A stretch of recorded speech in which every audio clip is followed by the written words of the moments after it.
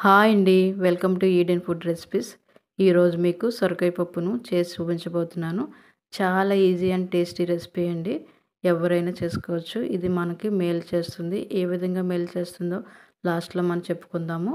దానికి కావాల్సిన పదార్థాలు చూద్దాం. ఒక గ్లాస్ పప్పు తీసుకుందాము. దాన్ని శుభ్రంగా కడిగి పక్కన పెట్టుకుందాము.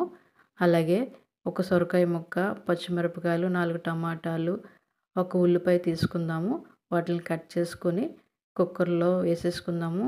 కుక్కర్‌లో వేసుకోవడం వల్ల మనకి చాలా ఈజీగా అయిపోతుందండి పప్పు.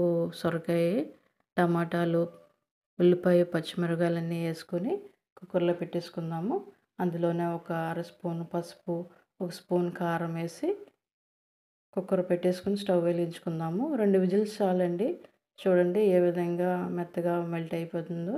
దానిలో టేస్ట్‌కి సరిపడా సాల్ట్ వేసుకొని కలిపేసుకుందాము. పోపుకి రెడీ చేసుకుందాము.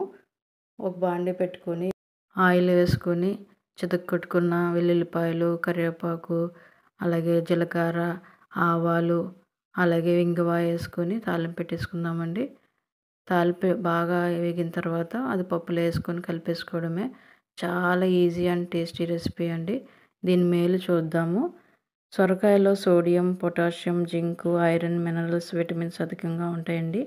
అంతేకాదు ఇది అధిక వేడిని తగ్గిస్తుంది, నిద్ర బాగా పడుతుంది, మలబద్ధకాన్ని నివారిస్తుంది, అధికమైన బీపీని కంట్రోల్ చేస్తుంది. ఈ విధంగా మనకు మేలు చేస్తుంది. వీడియో నచ్చితే లైక్ చేయండి, షేర్ చేయండి, కామెంట్ చేయండి, సబ్స్క్రైబ్ చేయడం మర్చిపోవద్దు.